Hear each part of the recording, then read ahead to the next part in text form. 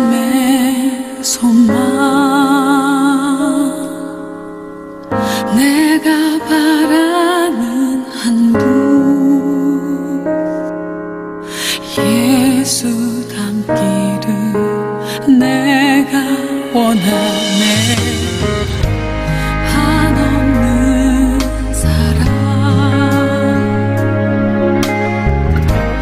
풍성한 그분 예수 닮기를 내가 원하네. 예수 닮기를 예수 보기를 예수만 높이길 내가 원하네. 내 평생 소원 예수 닮기를 예수만 닮기를 내가 원하네.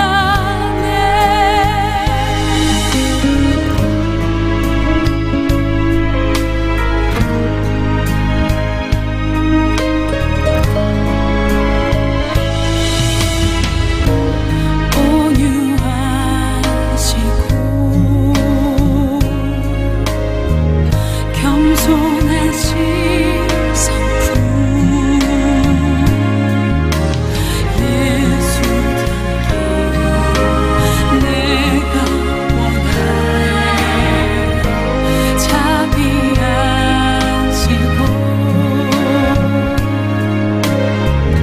위로자 되신 주 예수 닮기를 내가 원하네. 예수 닮기를 예수 보기를 예수만 높이길 내가 원하네. 내 평생 소원 예수 닮기를 예수만 닮기를 내가 원하네. 완전하신 예수 새롭게 하시네. 연약한 내 영혼 온전하게 되리라. 예수 닮기를 예수 보기를 예수만 높이길 내가 원하네. 내 평생 소원 예수 닮기를 예수만 닮기를 내가 원하네. 예수 닮기를 예수 보기를 예수만 닮기를 내가 원하네. 내 평생 소원 예수 닮기를 예수만 닮기를 내가 원하네.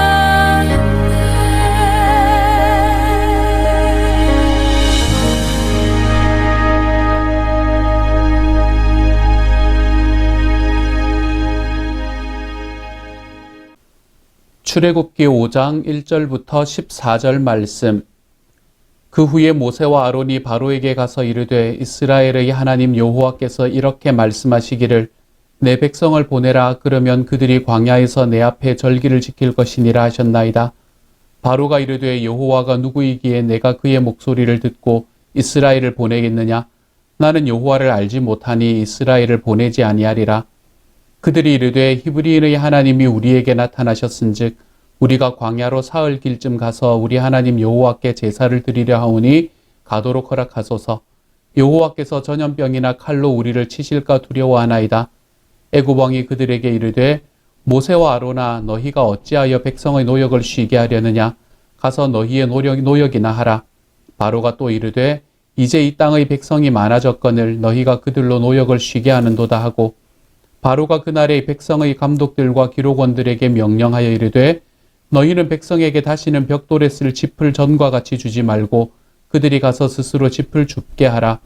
또 그들이 전에 만든 벽돌 수효대로 그들에게 만들게 하고 감하지 말라. 그들이 게으름으로 소리질러 이르기를 우리가 가서 우리 하나님께 제사를 드리자 하나니 그 사람들의 노동을 무겁게 함으로 수고롭게 하여 그들로 거짓말을 듣지 않게 하라. 백성의 감독들과 기록원들이 나가서 백성에게 말하여 이르되 바로가 이렇게 말하기를 내가 너희에게 짚을 주지 아니하리니 너희는 짚을 찾을 곳으로 가서 주우라. 그러나 너희 일은 조금도 감하지 아니하리라 하셨느니라.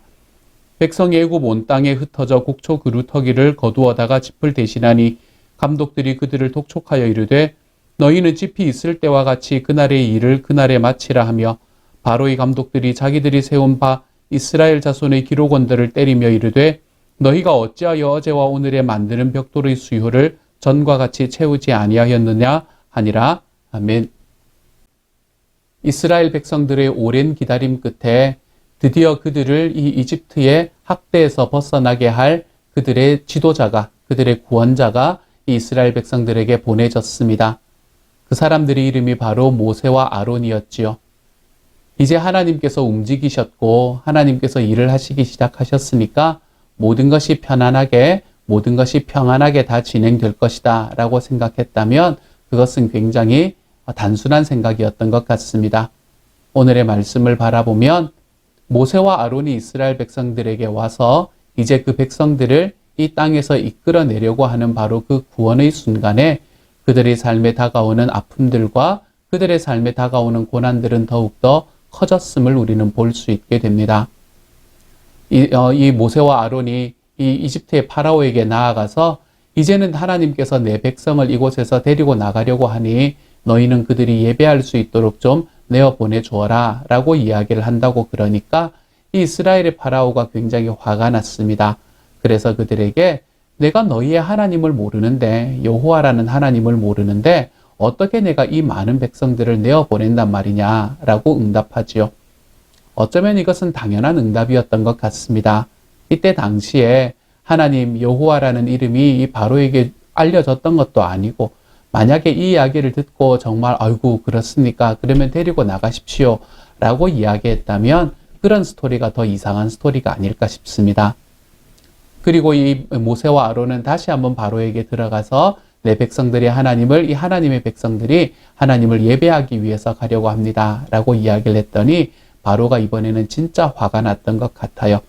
그리고는 그 모세와 아론에게 그리고 그와 함께 있던 이스라엘 백성들에게 무엇이라고 말하나 하면 너희가 지금 벽돌을 만들고 있는데 여기서 벽돌을 만든다는 것은 왜 만드나 하면 이 그들이 짓던 그 성을 짓기 위해서 백성들이 이 벽돌을 만들고 있는 상황이었거든요.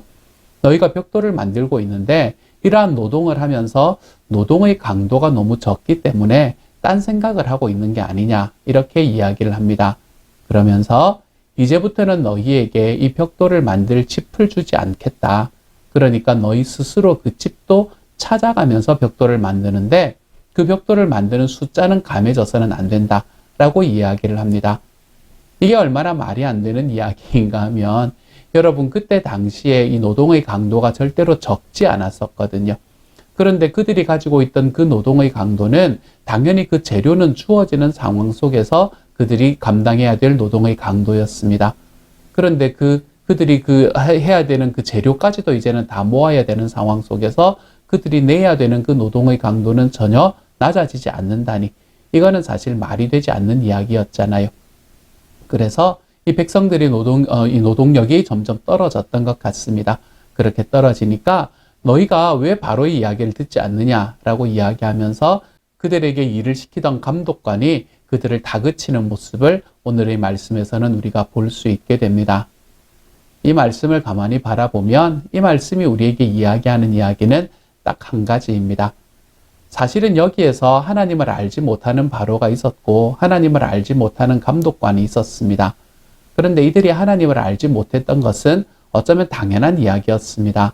그들은 하나님을 만날 수 있는 기회도 없었었고 그들이 평생에 하나님이 누구신지를 깨달을 수 있는 상황이 전혀 없었지 않습니까? 그렇죠? 그러니까 그들이 행했던 일로 인해서 이들을 야, 이들은 나쁜 사람들이구나 라고 이야기하기는 조금 무리가 있는 것 같습니다. 오히려 이 말씀은 이 하나님을 알고 있던 이스라엘 백성들에게 초점을 맞추고 바라보면 이 말씀이 어떤 의미를 가지고 있는지를 좀 더 분명히 알 수 있게 됩니다. 이스라엘 백성들은 하나님의 백성이었습니다. 하나님의 백성으로 부름받았고 그렇게 부름받은 상황 속에서도 그들은 지금 굉장히 큰 어려움 속에 놓여 있었습니다. 한 나라에서 그 나라 사람들의 종이 된다는 것, 노예가 된다는 것은 결단코 쉬운 일은 아니었을 거거든요. 그렇게 오랜 기간 동안을 종과 노예로 보내는 상황 속에서 이제는 하나님께서 구원해 주시겠다라는 약속을 듣게 됩니다. 이 약속을 들었을 때 이 이스라엘 백성들이 얼마나 큰 기쁨이 있었을까요? 하나님께서 이제는 우리를 기억하셨구나. 하나님께서 우리 백성들의 아픔을 이제는 이 자리에서 이 아픔에서 우리를 건져내 주시겠구나라는 그 마음이 그들의 마음속에 얼마나 큰 기대와 기쁨으로 부풀어 올랐을까요? 그런데 이렇게 하나님께서 이야기하시는 구원의 메시지가 전해지고 난 바로 다음에 이들에게 주어진 것은 무엇이었습니까? 그들의 삶에 어제와는 비교할 수 없는 그 고통과 아픔과 고난, 이것이 바로 이 이스라엘 백성들이 구원의 소식을 듣고 난 다음에 그들에게 전해진 메시지였습니다. 왜 하나님께서는 이러한 길로 이 이스라엘 백성들을 인도하셨을까요? 하나님께서 이스라엘 백성들에게 이 구원이라는 것을 이야기하시고 난 다음에 그들에게 다가오는 더 큰 고난을 이야기하신 것은 하나님께서 이스라엘 백성들을 인도에 내셔서 그 광야의 길을 이제 걸어가게 하실 것인데 그 길 가운데서 이들이 버텨낼 수 있는 힘을 주시기 위해서 그러는 겁니다. 그러므로 여기에서 하나님께서 주시는 고난은 결단코 이스라엘 백성들을 망하게 만들려는 고난이 아니에요. 하나님께서 이들에게 주신 고난은 이들이 받을 진짜 고난들, 그 고난들을 이겨낼 수 있는 힘을 주시기 위해서 하나님께서는 지금 이스라엘에게 더 큰 고난을 주고 계신다는 것이지요. 저와 여러분의 삶도 마찬가지이지 않습니까? 그렇죠? 우리가 하나님을 알고 하나님을 믿고 이제는 내가 주님의 자녀가 되었습니다 라고 나아가는 바로 그 순간에 우리들의 삶의 모든 것이 다 잘 풀리면 좋겠는데 그렇지 않은 때가 얼마나 많은지 모릅니다. 제가 다른 교회에서 들었던, 다른 가정교회를 하는 곳에서 들었던 목자 목녀님들의 이야기를 굳이 이야기하지 않더라도 우리는 하나님 앞에서 예수 그리스도의 소원을 이루어 드려야겠습니다 라고 이야기하는 그 마음을 품는 순간에 우리는 어디로 들어갈 수밖에 없나 하면 이 고난의 길로 들어갈 수밖에 없습니다. 왜 고난의 길로 들어갈 수밖에 없나요? 예전에는 내 마음에 들지 않는 사람이 있으면 어떻게 하면 됐습니까? 내 마음에 들지 않는 사람이 있으면 안 보면 됐습니다. 내가 안 보고 그 사람과 거리를 두고 내가 자기밖에 그갈 사람이 없나, 친구가 없나 이렇게 이야기하면서 외면해버리면 그만이었습니다. 하지만 내가 예수 그리스도의 소원을 이루어드리는 삶을 살아가겠습니다 라고 결단하는 순간에 우리들의 삶은 고난이 찾아옵니다. 왜요? 내가 그런 사람들을 그냥 저 사람은 내가 안 보면 살지라고, 안 보고 살면 되지라고 이야기할 수 없는 사람이 되어버리기 때문입니다. 그러한 분에게도, 그러한 사람에게도 예수 그리스도가 필요하지. 정말 이 세상에서 내가 그 사람을 안지 않으면 누가 안을 수 있을까? 이런 마음들이 우리들의 마음에 생기기 시작합니다. 그러므로 우리는 예전보다 더 큰 고난의 길에 들어설 수밖에 없습니다. 원수가 있으면 어떻게 하시겠습니까, 여러분? 원수는 미워하면 그만입니다. 집에 와서 뒷담화하고 아내하고 만나서 또는 남편하고 만나서 그 사람에 대해서 뒷담화하고 그냥 미워해버리면 그만이었습니다. 하지만 우리가 예수 그리스도의 자녀가 되고 났더니 주님의 소원을 이루어드리는 사람이 되고 났더니 원수가 탁 닥치면 이제는 우리에게는 그 원수를 사랑하라라는 명령이 턱 떨어지는 겁니다. 가슴이 툭 떨어지는 이야기잖아요. 그렇죠? 내가 저 사람을 어떻게 해요? 라고 이야기할 수 있는 자격이 우리에게는 없어져 버리는 겁니다. 왜요?